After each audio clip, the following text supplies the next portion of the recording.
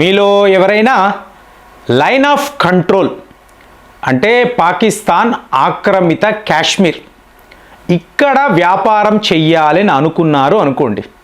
అంటే రియల్గా మీరు అక్కడికి వెళ్ళి వ్యాపారం చెయ్యాలి అంటే జిఎస్టీ కట్టాలా కట్టకూడదా? ఇప్పుడు ఇది ఒక మేజర్ ఇష్యూగా Jammu and Kashmir legal department అంటే మీకు అక్కడ ఉండే లా అండ్ ఆర్డర్ అనండి, అలాగే లీగల్ వ్యవహారాలు. సో వీళ్ళందరూ ఈ నిపుణులు అందరూ ఇప్పుడు మాట్లాడుకుంటున్నారు. సో ఈ విషయంలో జమ్మూ అండ్ కాశ్మీర్ హైకోర్టు శ్రీనగర్లో ఉంటుంది కదా, వాళ్ళు ఒక సంచలన తీర్పు ఇచ్చారు. సో వాళ్ళకి ఇష్యూ ఎలా వచ్చిందంటే ఈ పీఓకే వద్ద కూడా మనము ఈ ట్రేడ్ ఫెసిలిటేషన్ సెంటర్ అని పెట్టామండి. అంటే మనకు అటువైపు ఉన్న వాళ్ళు కూడా భారతీయులే కదా. సో ఈ భావనతో పీఓకే అలాగే మీకు ఈ జమ్మూ అండ్ కాశ్మీర్ ఈ ప్రాంతాలలో మీకు బాగా వ్యాపారం జరిగేది. కానీ ప్రాబ్లం ఎక్కడొచ్చింది, మీకు ఈ వ్యాపారులు ఎవరూ కూడా జిఎస్టీ కట్టరు. సో అడిగితే ఇది ఒక ఇంటర్నేషనల్ ట్రేడ్ కదా. చూడండి, పీఓకే అనేది మీకు ఇంటర్నేషనల్ బార్డర్. ఇక్కడ మేము చేస్తున్న వ్యాపారము ఒక రాష్ట్రానికి సంబంధించింది కాదు, కాబట్టి మేము జిఎస్టీ కట్టక్కర్లేదు అని అక్కడ లోకల్గా ఉండే వ్యాపారులు చెప్పారు. సో ఇవాళ జమ్మూ అండ్ కాశ్మీర్ మీకు హైకోర్టు ఇది ఇచ్చిన తీర్పు ఏమిటి అంటే లేదు, పీఓకే అనేది భారత్కు సంబంధించిన ఒక భూభాగం. అంటే పాకిస్తాన్ ఆక్రమించుకుంది, త్వరలోనే దీన్ని వెనక్కి తీసుకుంటాము, ఇది భారత్కు సంబంధించిన భూభాగము కాబట్టి ఇది డొమెస్టిక్ ట్రేడ్. చూడండి, ఏముందిలేండి, ఇది ఒక కోర్టుకి సంబంధించిన జడ్జ్ సంజయ్ కుమార్ అంటారు, ఈయన ఇచ్చిన తీర్పు అంతే కదా అంటే కాదండి. మీకు వ్యవహారం ఎలా ఉందంటే పాకిస్తాన్లో సరిగ్గా ఇలాంటి ఒక వ్యవహారం హైకోర్టుకు వచ్చింది.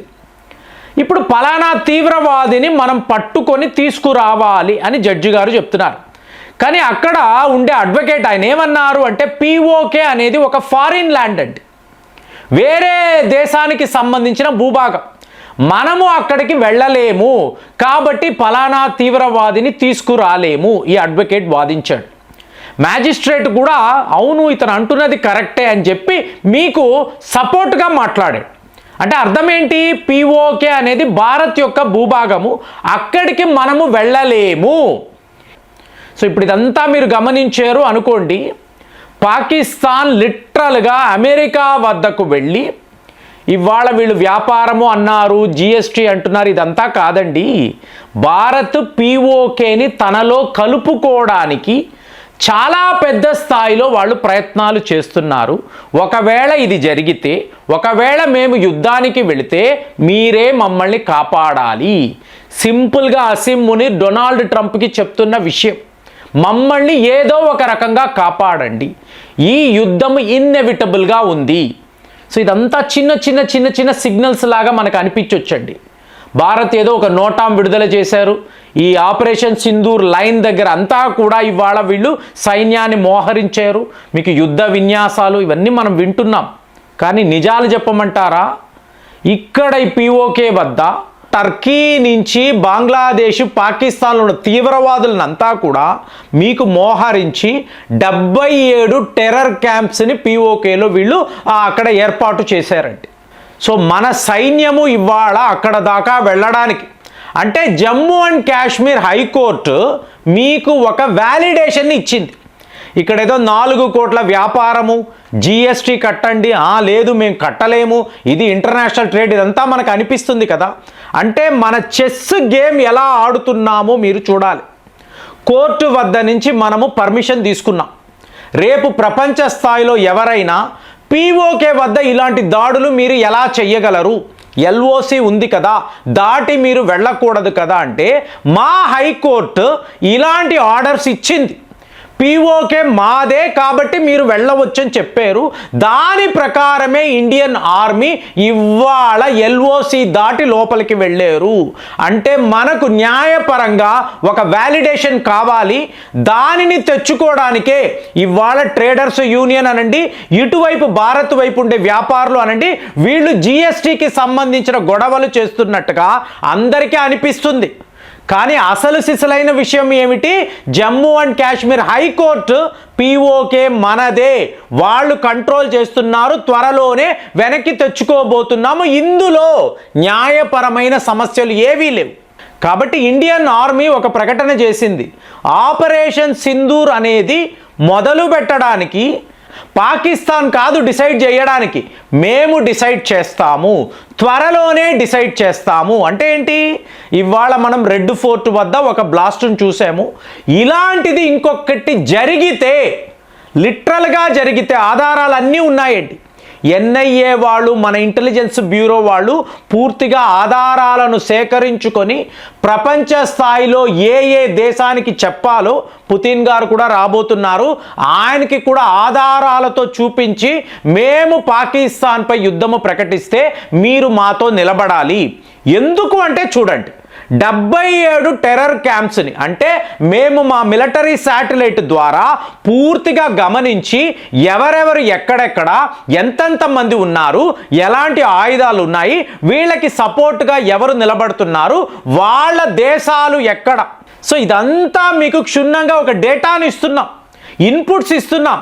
సో దీన్ని దాటి ఏమైనా జరిగితే, అందుకే 5వ తారీఖు నుంచి 20వ తారీఖు వరకు కూడా దేశాన్ని హై అలర్ట్లో ఉంచారు. ఎక్కడ పడితే అక్కడ నాటమ్స్. ఈ స్థాయిలో మన ప్రిపరేషన్ ఉన్నప్పుడు మీకు ఏమైనా చిన్నపాటి పొరపాటు పాకిస్తాన్ వైపు జరిగితే, 77 టెర్రర్ క్యాంప్స్ అంటున్నాను, బంగ్లాదేశ్లో ఒక 12 టెర్రర్ క్యాంప్స్ ఉన్నట్టు, అంటే తీవ్రవాదులు ఏదో చేసేద్దామని అనుకున్నారు. యాక్చువల్గా వాళ్ళు ఏమీ చేయడం లేదండి, మనమే చేస్తున్నాం. ఇవాళ భారత్ ప్రీఎంప్టివ్ స్ట్రైక్ చేయడానికి పూర్తి స్థాయిలో సిద్ధపడిపోయి ఉంది అని మన ఇండియన్ ఆర్మీ చీఫ్ చెప్తున్నారు. అంటే మేము డిఫెన్సివ్గా ఉన్నామని పొరపాటు పడుతున్నారు, మేము ప్రీఎంప్టివ్ స్ట్రైక్ చేసే సిచ్యువేషన్లో ఉన్నాం, ఒకే ఒక స్టెప్. సో ఈసారి మాత్రము పాకిస్తాన్ని ఎవరూ కాపాడలేదు. అలాంటి ఒక సిచ్యువేషన్లో, అలాంటి ఒక ప్రిపేర్డ్నెస్తో భారత్ ఉంది. మీరు గమనించారు అనుకోండి, 77 టెర్రర్ క్యాంప్స్ మెల్లమెల్లగా మాయమవుతున్నాయి. వాళ్ళకి అర్థమయ్యింది, ఎందుకంటే అమెరికా వాడి ఇన్పుట్స్ చెప్పుంటాడు, ఇప్పుడు వద్దు, మీరు ఆగండి. ఈ టైంలో వాళ్ళు చాలా అగ్రెసివ్గా ఉన్నారు, కోపంలో ఉన్నారు, ఏమైనా జరగవచ్చు, కొద్దిపాటి మీరు ఓపిక పట్టండి, తర్వాత మేము చెప్తాము, అప్పుడు మీరు భారత్లో ఎక్కడెక్కడ ఏం చెయ్యాలో ప్లాన్ చేసుకోండి అని సిఐఏ వాళ్ళ వైపు నుంచి ఇన్పుట్స్ అండి. కానీ దీనికి మించి జైషీ మహమ్మదో, లష్కరే తైబానో లేదండి, మేము ఆగలేము, మాకు చాలా పెద్ద లెవెల్లో డ్యామేజ్ జరిగింది, ఈ నష్టాన్ని మేము భర్తీ చెయ్యాలి అంటే భారత్పై ఒక ప్రాక్సీ వార్ నిర్వహించాలి. ఇలా చేస్తేనే వాళ్ళకి డొనేషన్స్ వస్తాయండి, ప్రపంచ స్థాయిలో నుంచి వాళ్ళకి డబ్బులు వస్తాయి, ఆ డబ్బులు పెట్టుకొని కొత్త రిక్రూట్మెంట్స్ చేసుకోగలరు, ఆయుధాలు కొనగలరు. సో ఇదంతా ఏమిటి? భారత్ కాశ్మీర్ చూపించుకొని వీళ్ళు చేసుకునే వ్యాపారం, ఇంతే కదా. సో భారత్ విలన్ అంటే ఆటోమేటిక్గా పాకిస్తాన్ తనని తాను హీరోలాగా అనుకొని పిచ్చి పనులు చేయడం. కానీ ఇప్పుడు అలాంటి పప్పులు ఉడకవు. ఆల్రెడీ బంగ్లాదేశ్లో మర్మ మనుషులు ఏం చేస్తున్నారో అందరికీ తెలుసు, పాకిస్తాన్లో కూడా ఇదే జరిగింది.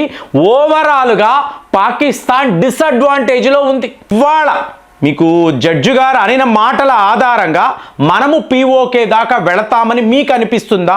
త్వరలోనే ఇది జరుగుతుంది అని చెప్పి నిపుణులు చెప్తున్నారు. మరి వాళ్ళ మాటల యొక్క వ్యాలిడేషన్ ఏమిటి, మీరు ఎలా చూస్తున్నారు? కామెంట్స్లో రాయండి. మళ్ళీ వచ్చే వీడియోలో కలుద్దాం. జై హింద్.